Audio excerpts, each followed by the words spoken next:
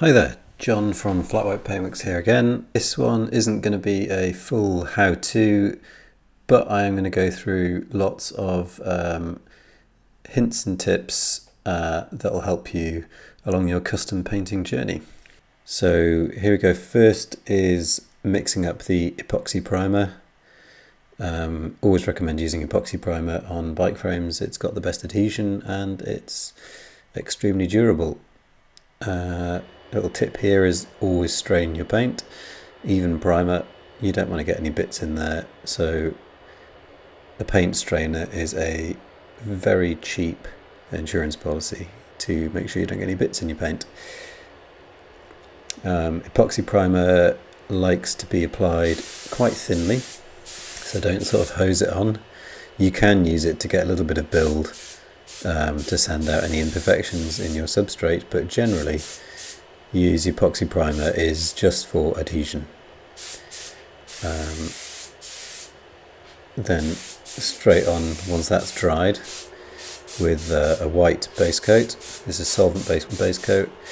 Almost all custom painters use solvent-based paint. It dries a bit faster, a little bit more durable, and it's much better for custom painting because you can mask with solvent bait. You can't really mask with water-based paint as well. It doesn't demask very well, it doesn't leave clean edges.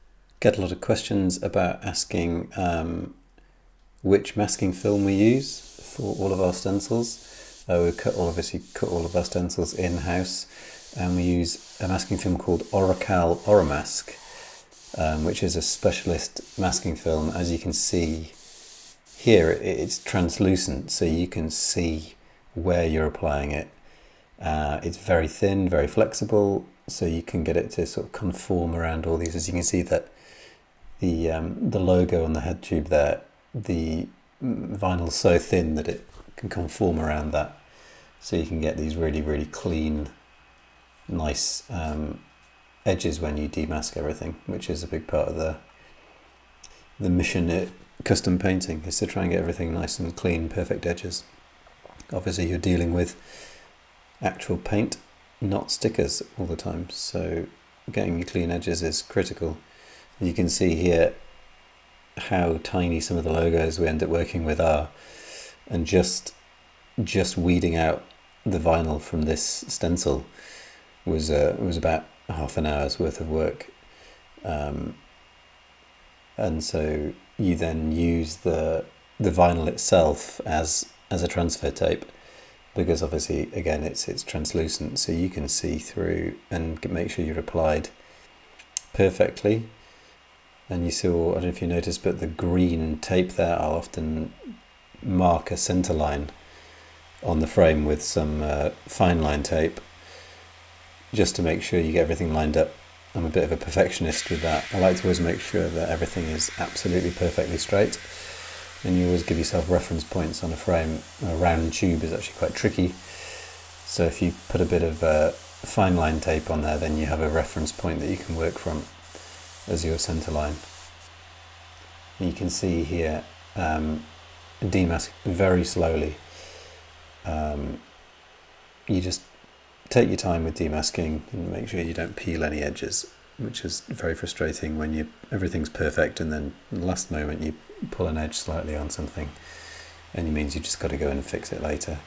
So what we'll do often is we'll spray a clear coat midway through the project, which basically that locks in all of the work that you've done underneath that. So if you make a mistake, you can sand off the mistake and you don't go through the clear coat, so you've basically saved everything underneath. It's basically your save function that you'd have on a computer program.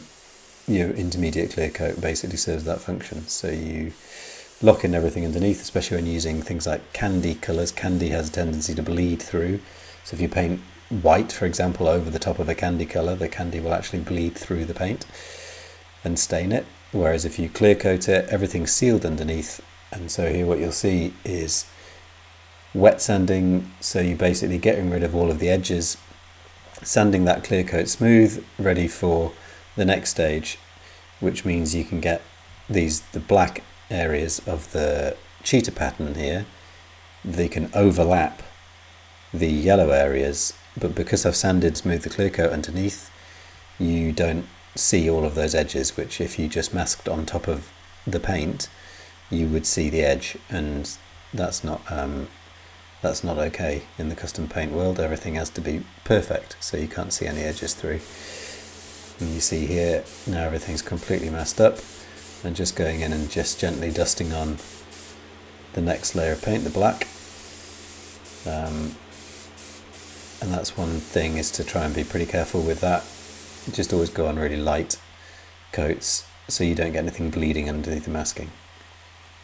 And then again, you see these time-lapse shots. These are literally hours and hours and hours of masking before you get to this final stage of putting on your final clear coat.